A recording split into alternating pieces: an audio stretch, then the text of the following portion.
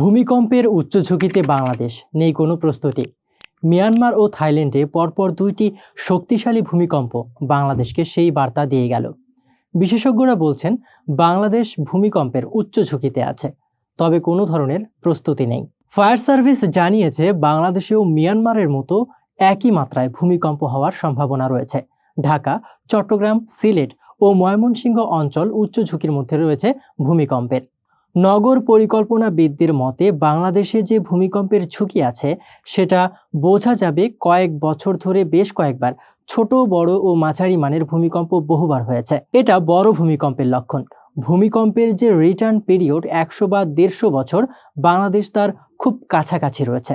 ঢাকার পাশাপাশি চট্টগ্রাম, সিলেট ও ময়মনসিংহে ভূমিকম্পের ঝুঁকি অনেক বেশি। ঢাকায় ঝুঁকি সবচেয়ে বেশি, কারণ রাজধানী শহরের ভবনগুলোর মান অত্যন্ত দুর্বল।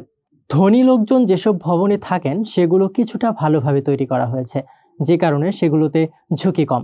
কিন্তু মধ্যবিত্ত ও নিম্নবিত্ত মানুষ যেসব ভবনে থাকেন সেগুলোতে ঝুঁকি বেশি, কারণ অনেক ভবন জলাশয় ভরাট করে তৈরি করা হয়েছে। এই ভবনগুলো এমনিতেই ঝুঁকিপূর্ণ। গেল মার্চে মিয়ানমারের 7.7 মাত্রার একটি শক্তিশালী ভূমিকম্প আঘাত হানে। দেশটির মধ্যাঞ্চলীয় শহর সাগাইংয়ে ভূপৃষ্ঠের 16 কিলোমিটার গভীরে ছিল কম্পনটির উৎপত্তি স্থল।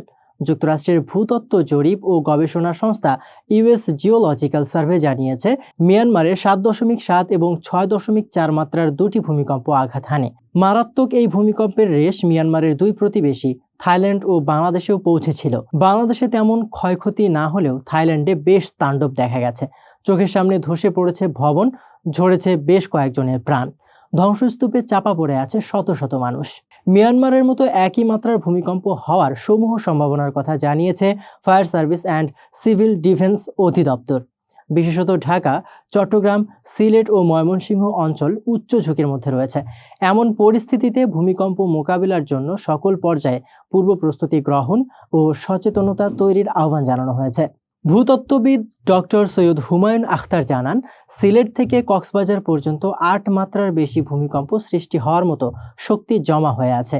যে কোনো সময় সে শক্তি বের হয়ে আসতে পারে।